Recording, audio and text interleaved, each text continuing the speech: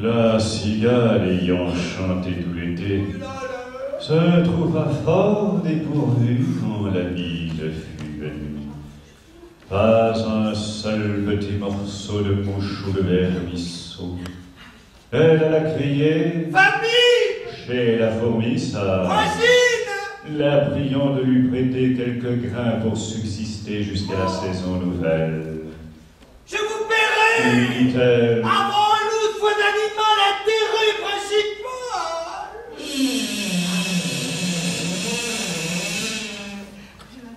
la fourmi n'est pas prêteuse, c'est là son moindre défaut. Que faisiez-vous de tant chaud? Dit-elle à cette emprunteuse. Nuit et jour, à tout un an, je chantais, ne vous déplaise. Vous chantiez? J'en supportais. Eh bien, dansez maintenant. Là.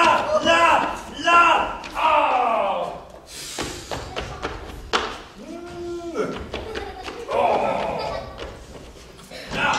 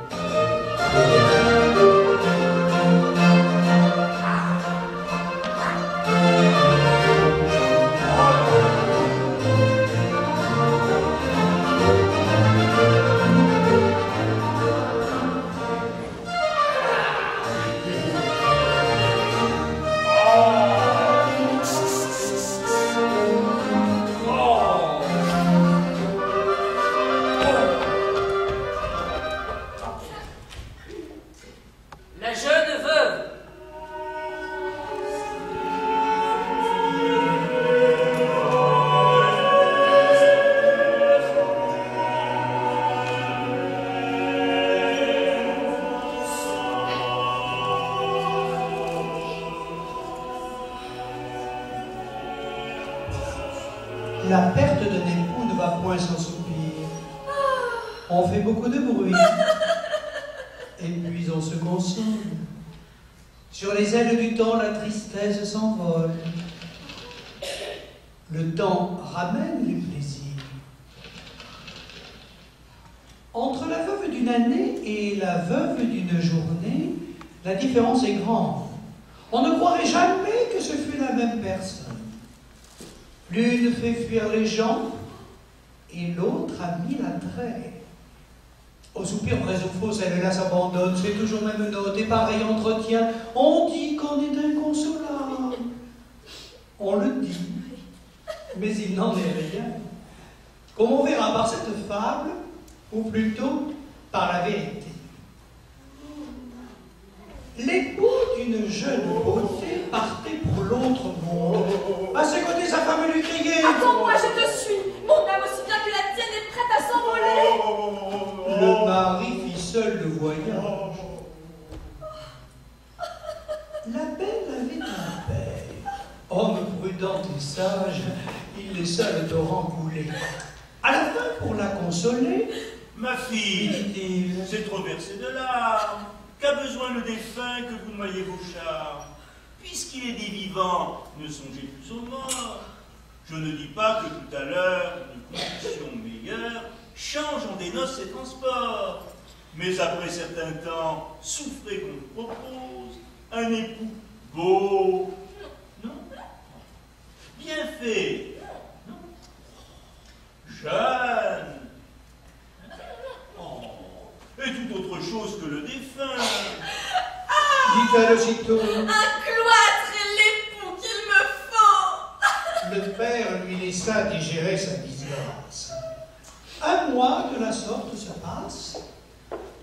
L'autre mois, on l'emploie à changer tous les jours quelque chose à l'habit, au linge, à la coiffure. Le deuil, enfin, sert de parure en attendant d'autres atouts. Toute la bande des amours revient au colombier. Les jeux, les rires, la danse ont aussi leur tour à la fin. On se plonge soir et matin dans la fontaine de jouvence. Le père ne craint plus ce défunt enchéri. Mais, comme il ne parlait de rien à notre père, Où donc est le jeune mari que vous m'avez promis? dit-elle.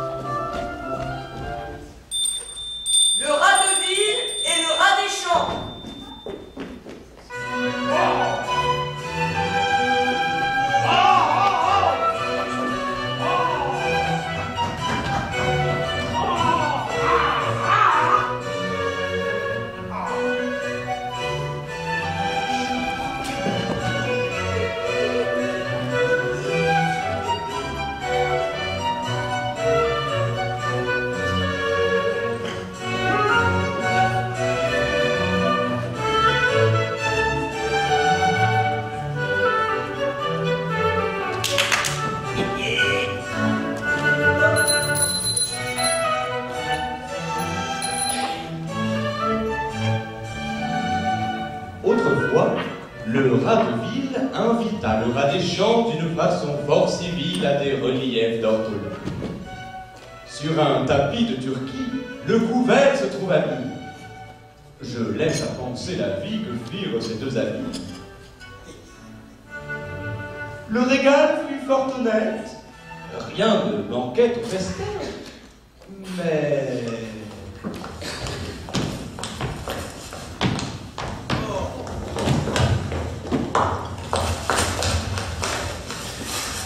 Quelqu'un troubla la fête pendant qu'ils étaient en train.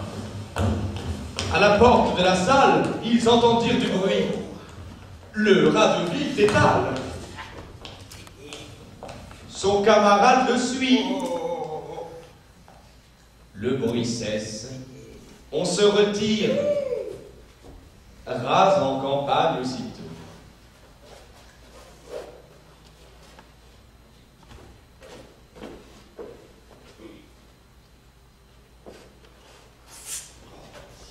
Et le citadin de dire Achevons tout notre rôle. C'est assez! dit le rustique. Demain, vous viendrez chez moi. Ce n'est pas que je me pique de tous vos festins de roi, mais rien ne vient m'interrompre.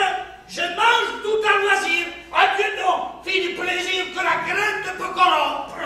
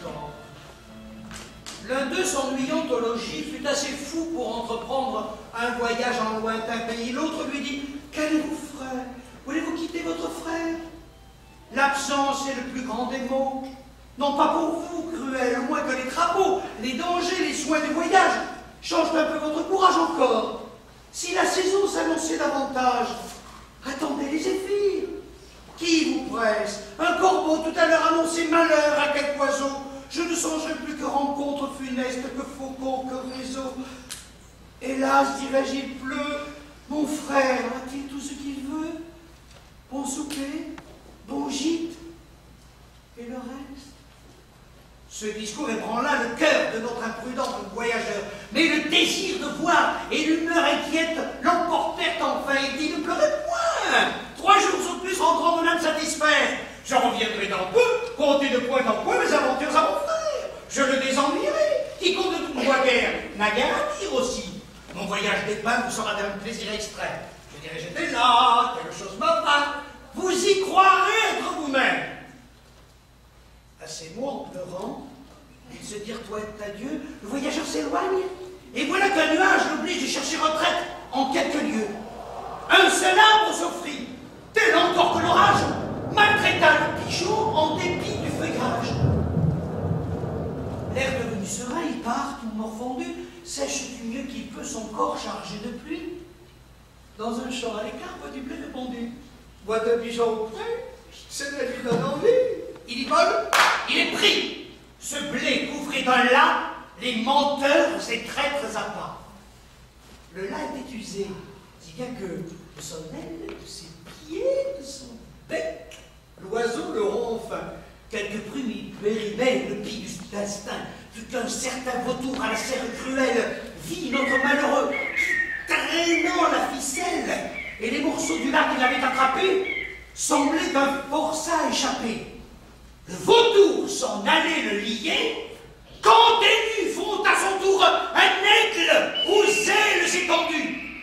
Le pigeon profita du conflit des voleurs, s'envola, s'abattit auprès d'une masure, crut pour ce coup que ses malheurs finiraient par cette aventure. Mais un fripon d'enfant, cet âge est sans pitié, prit sa fronde et tua plus d'à moitié la volatile malheureuse, qui, maudissant cette curiosité, demi-morte et demi-boiteuse, droit au logis s'en retournant que bien que mal elle arriva, sans autre aventure fâcheuse. Voilà nos gens rejoints. Et je laisse à juger de combien de plaisir ils payèrent leur père.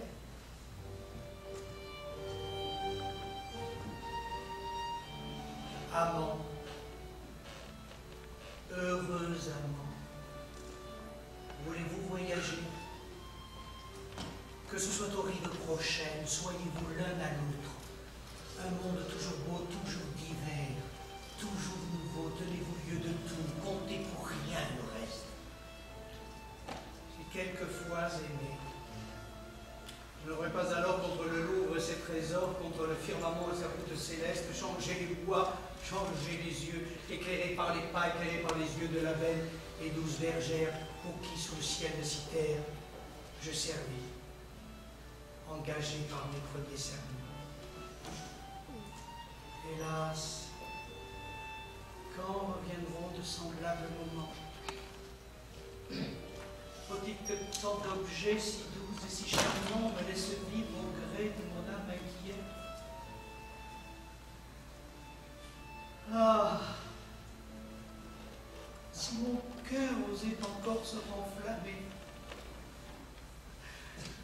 ne sentirais-je point de charme qui m'arrête? Ai-je passé le temps d'aimer?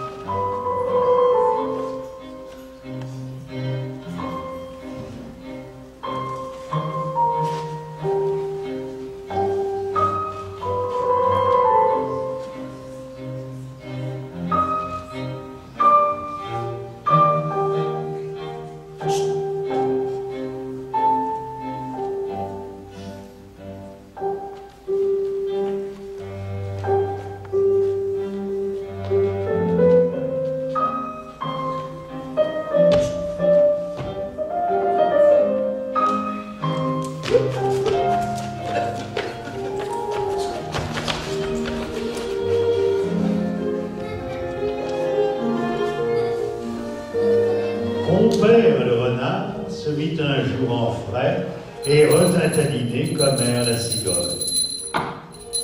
Le régal fut petit et sans beaucoup d'appareil. Le galant, pour toute besogne, avait un brouet clair et il vivait chichement.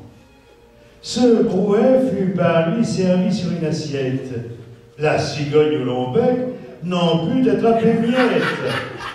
Et le drôle lui a fait le tout en un moment.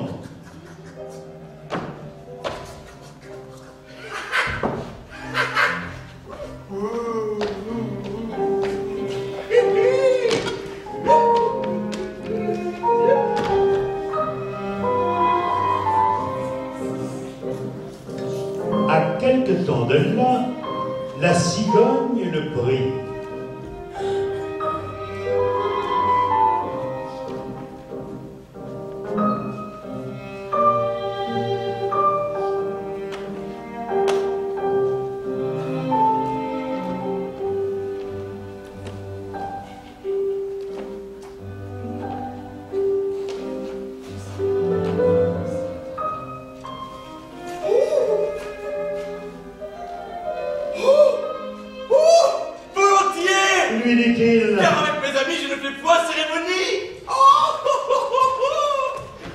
À l'heure dite, il courut au logis de la cigogne, son hôtesse.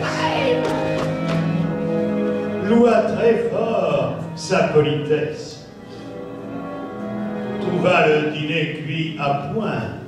Bon appétit surtout. Renard n'en manque point. Il se réjouissait à l'odeur de la viande, mise en menus morceaux et qu'il croyait friande. On servit, pour l'embarrasser, en un vase à long col et d'étroite embouchure. Le bec de la cigogne y pouvait bien passer, mais le museau du cire était d'autre mesure. Il lui fallut à jeun retourner au logis, honteux comme un renard qui ne pleurait pris, serrant la queue et portant bas l'oreille.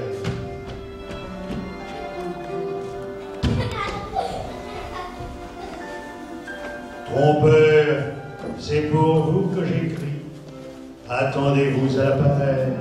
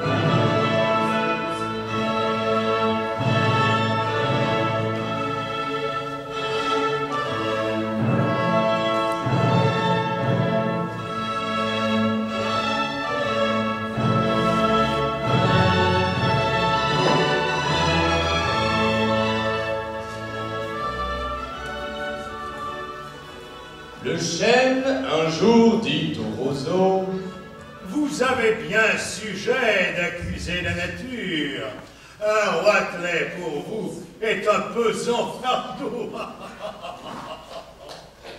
Le moindre vent qui d'aventure fait rider la face de l'eau vous oblige à baisser la tête. Cependant que mon front, au Caucase pareil, non content d'arrêter les rayons du soleil, brave l'effort de la trompette. Tout vous est aquilon, tout me semble zéphyr. Encore, si vous naissiez à l'abri du feuillage dont je couvre le voisinage, vous n'auriez pas tant à souffrir, je vous défendrai de l'orage. Mais vous naissez le plus souvent sur les humides bords du royaume des vents. La nature envers vous me semble bien injuste. Votre compassion, lui répondit l'Argus, part d'un bon naturel, n'évitez ce souci. Les vents ne sont moins qu'un coup redoutable. Je plie et ne romps pas. Vous avez jusqu'ici contre leurs coups épouvantables résisté sans courber le dos, mais attendons la fin. Comme il disait ces mots, du bout de l'horizon accourt avec furie le plus terrible des enfants que le Nord eût porté jusque-là dans ses flancs. L'arbre tient bon, le roseau plie, le vent redouble ses efforts et fait si bien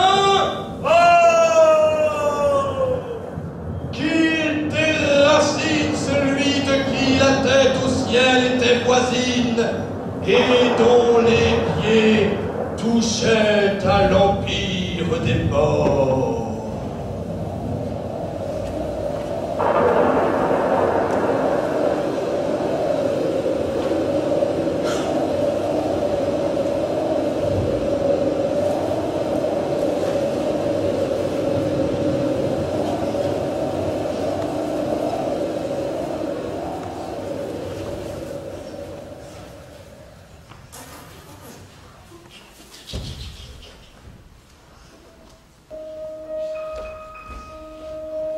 Le renard et les raisins.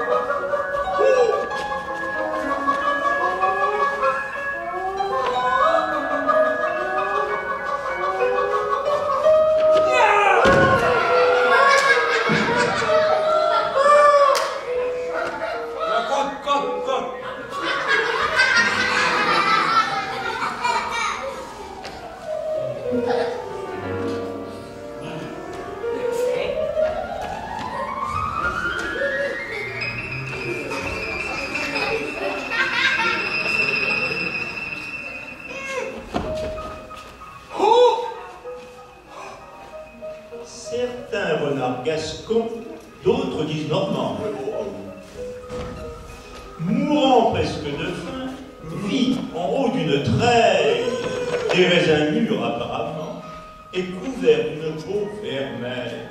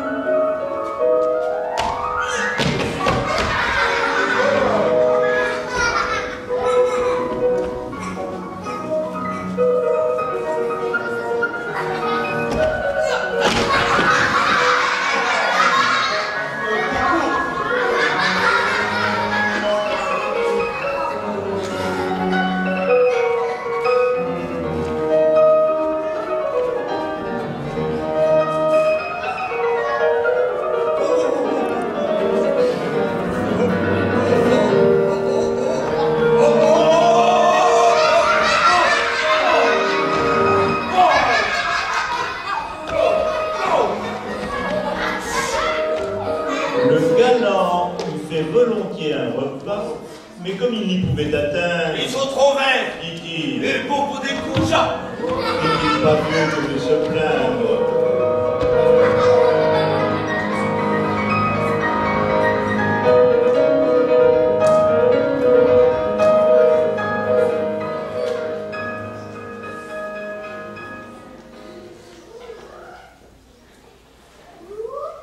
Le chat, la belette et le petit lapin.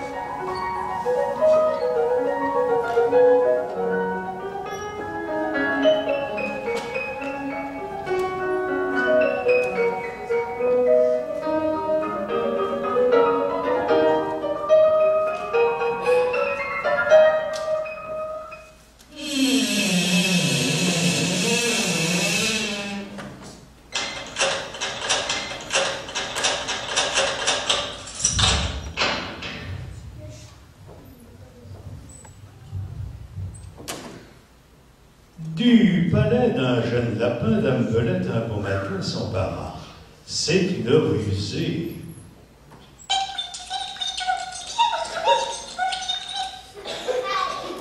Le maître étant absent, ce lui fut chose aisée. Elle porta chez lui ses pénates, un jour qu'il était allé faire à l'aurore sa cour, parmi le thym et la rosée.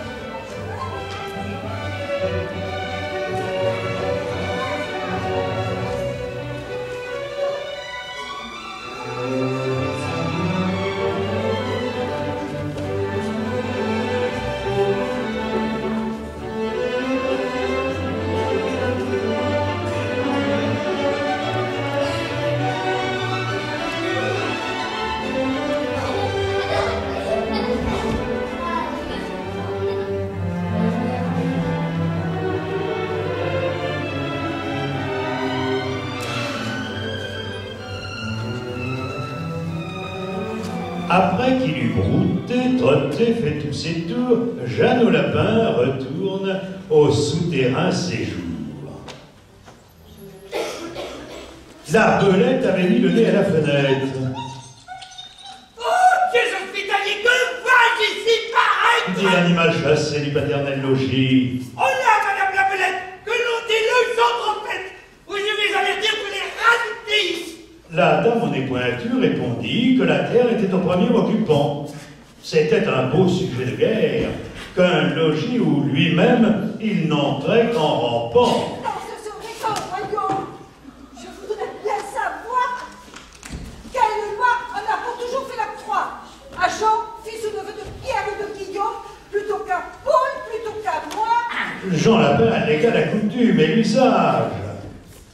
Ce sont, Dit-il, leurs lois qui m'ont deux seuls logis rendus maître seigneur, et qui de père en fils dans la pierre à Simon, mais de moi, j'en transmis le premier occupant, et c'est une loi plus sage. Or bien, sans crier davantage, rapportons-nous à dit-elle.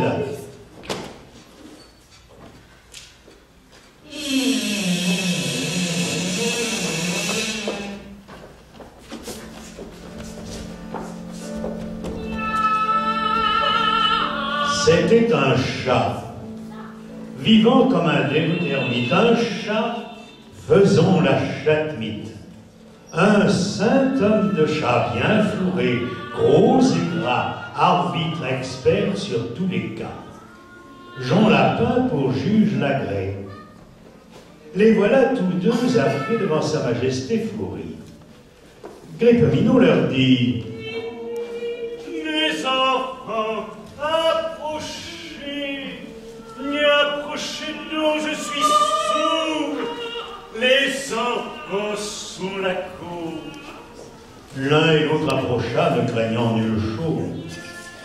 Aussitôt qu'apportait il les contestants, Grippeminot, le bon apôtre, jetant des deux côtés la griffe en même temps, mit les pédales d'accord en croquant l'un et l'autre.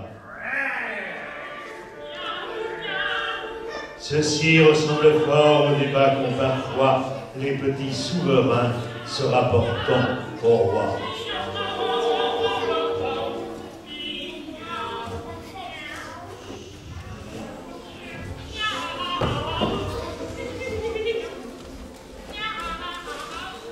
La laitière et le potelet.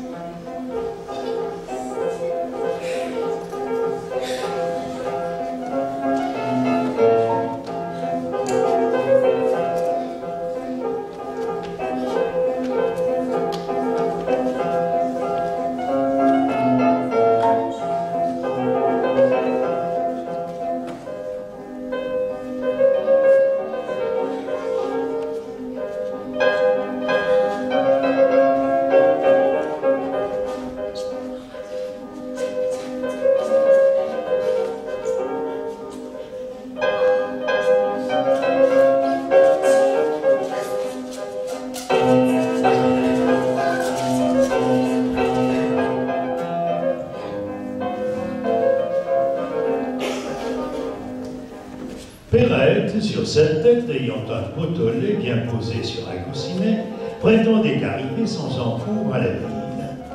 Légère et court vêtue, elle allait à grands pas, ayant mis ce jour-là, pour être plus agile, cotillon simple et souliers plats. Notre laitière, ainsi troussée, comptait déjà dans sa pensée tout le prix de son lait, en employait l'argent, achetait un son d'œuf, faisait triple couvée. La chose allait à bien par son soin diligent. Il m'est Disait-elle. facile d'élever des poulets autour de ma maison. Le renard sera bien habile s'il ne m'en laisse assez pour avoir un cochon. Le porc à s'engraisser coûtera peu de sous. Il était quand je l'eus de grosseur raisonnable. J'aurai le revendant de l'argent bel et bon. Et qui m'empêchera de mettre en notre étable, vu le prix dont il est, une vache et son veau que je verrai sauter au milieu du troupeau. Perrette là-dessus saute aussi, transportée. Le lait tombe. Adieu. Cochon, couvez. La dame le sait bien, quittant d'un œil Marie sa fortune ainsi répandue, va s'excuser à son mari en grand danger d'être battu.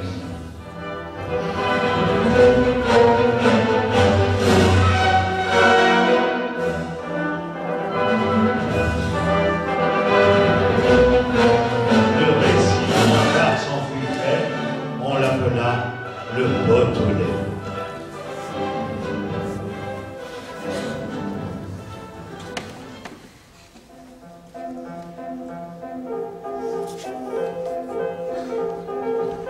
Quel esprit ne bat la campagne, qui ne fait châteaux en Espagne? Picrocole, Pyrrhus, la laitière, enfin tous, autant les sages que les fous. Chacun songe en veillant, il n'est rien de plus doux. Une flatteuse erreur emporte alors nos âmes. Tout le bien du monde est à nous, tous les honneurs, toutes les femmes. Quand je suis seul, je fais au plus brave un défi. Je m'écarte, je vais détrôner le soufri. On m'élit roi, mon peuple même, les diadèmes vont sur ma tête pleuvant. Quelque accident fait-il que je rentre en moi-même? Je suis Grosjean comme devant.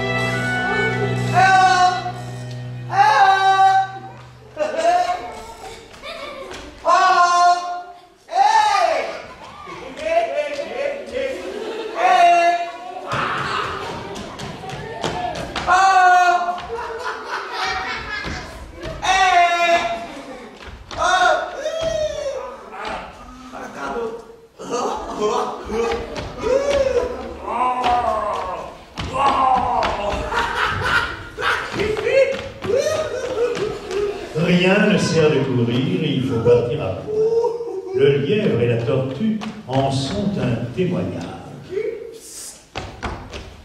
Gageons, Dit celle-ci, que vous n'atteindrez pas sitôt que moi ce but. Sitôt? Faites-vous ça! repartit l'animal léger. Pas quand même! Il vous faut purger avec 4 grains d'éléments! Sage ou non, je parie encore. Ainsi fut fait. Et de tous deux, on mit près des buts des enjeux. Savoir quoi c'est à faire, ni de quel juge l'on convainc. Notre lièvre n'avait que 4 pas à faire. J'entends de ceux qu'il fait lorsque près d'être atteint, il s'éloigne des chiens, les renvoie aux calendes et leur fait arpenter les landes. Ayant dit, je du temps de reste pour écouter, pour dormir et pour écouter d'où vient le vent, il laisse la tortue aller son train de sénateur. Elle parle, elle s'évertue, elle se hâte avec lenteur. Lui, cependant, méprise une telle victoire, tient la gageure à peu de gloire, croit qu'il va de son honneur de partir tard. Une autre, il se repose, il s'amuse à toute autre chose qu'à la gageure. À la fin,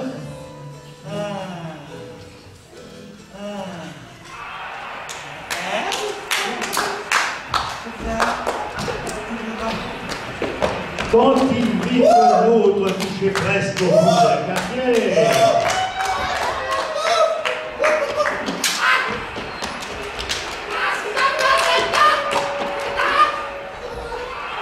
il partit comme un trait vers les éloquents qui revint. La tortue arriva à la première.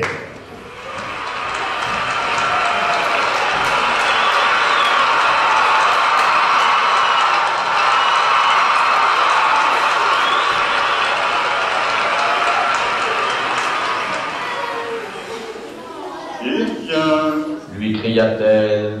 avais-je pas raison? De quoi vous sert votre vitesse? Moi l'emporter? Et que serait-ce si vous portiez une maison, oui?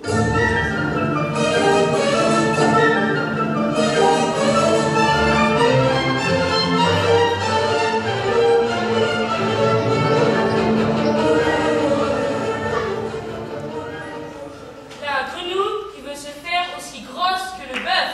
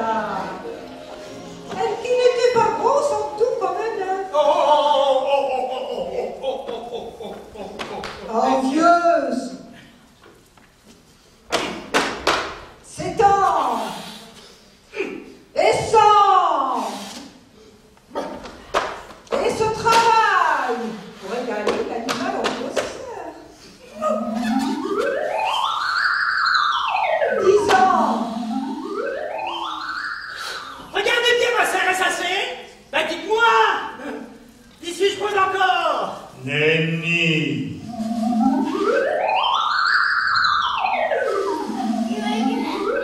Imaginons! Rien du tout.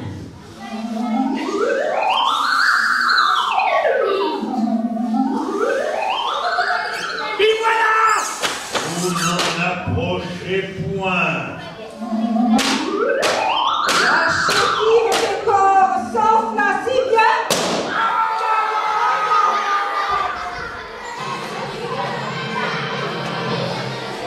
Le monde est plein de gens qui ne sont pas plus sages. Tout bourgeois veut bâtir comme les grands seigneurs. Tout petit prince a des ambassadeurs. Tout marquis veut avoir des pages.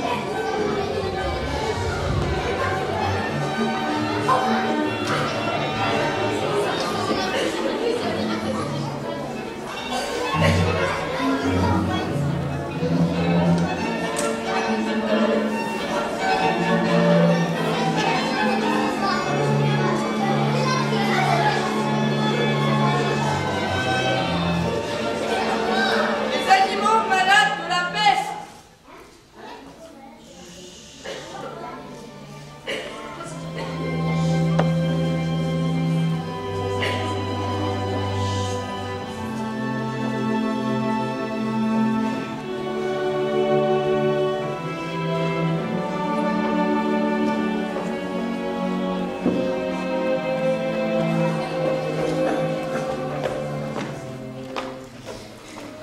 Un mal qui répand la terreur, mal que le ciel en sa fureur inventa pour punir les crimes de la terre, la peste, puisqu'il faut l'appeler par son nom, capable d'enrichir en un jour l'Achéron, faisait aux animaux la guerre.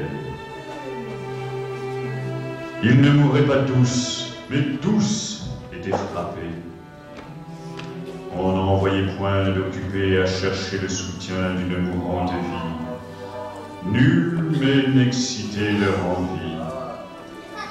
Ni loup, ni renard n'épiaient la douce et l'innocente proie.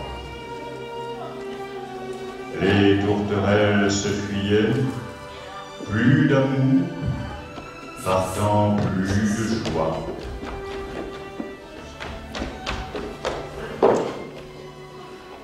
Le lion d'un conseil et dit: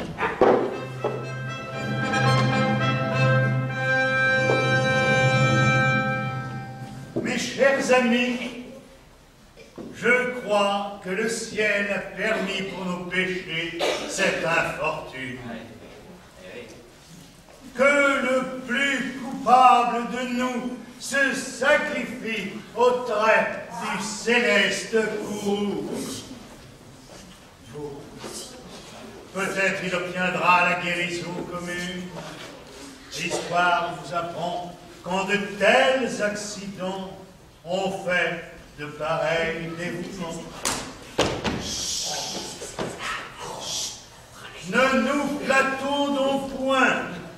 Voyons sans indulgence l'état de notre conscience.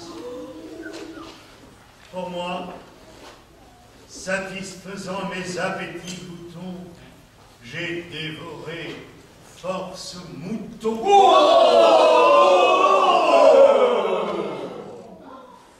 Que m'avait-il fait? Nulle offense.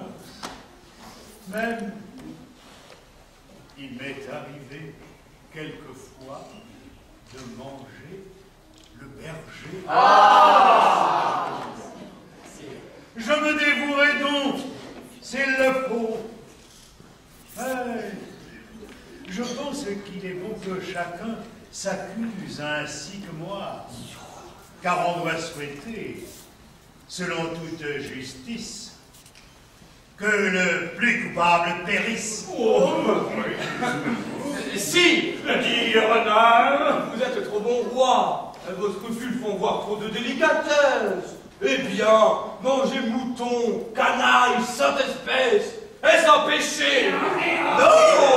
Non! Vous le fîtes, Seigneur, en les mangeant beaucoup d'honneur. Quant au berger, on peut dire qu'il était digne de tout le mot, étant de ces gens-là qui, sur les animaux, se font un chimérique empire. Ainsi le renard est flatteur. On n'osa trop approfondir du tigre, ni de l'ours, ni des autres puissances et les moins pardonnables offenses. Tous les gens querelleurs, jusqu'au simple matin, au dire de chacun, étaient de petits saints.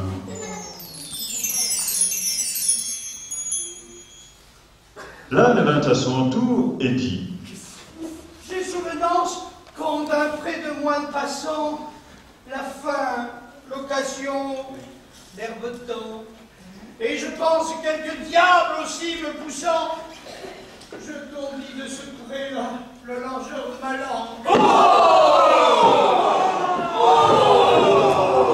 Je vous avais nu droit, puisqu'il faut dans les À ce mot, on cria. Un loup quelque peu clair prouva par sa langue qu'il fallait dévouer ce maudit animal. Convenait tout leur mal. Sa peccadille fut jugée incapendable. Mangez l'herbe d'autrui! Rien que la mort n'était capable d'expier son sacrement. Viens voir. Selon que vous serez puissant ou misérable, les jugements de cour vous rendront blanc ou noir.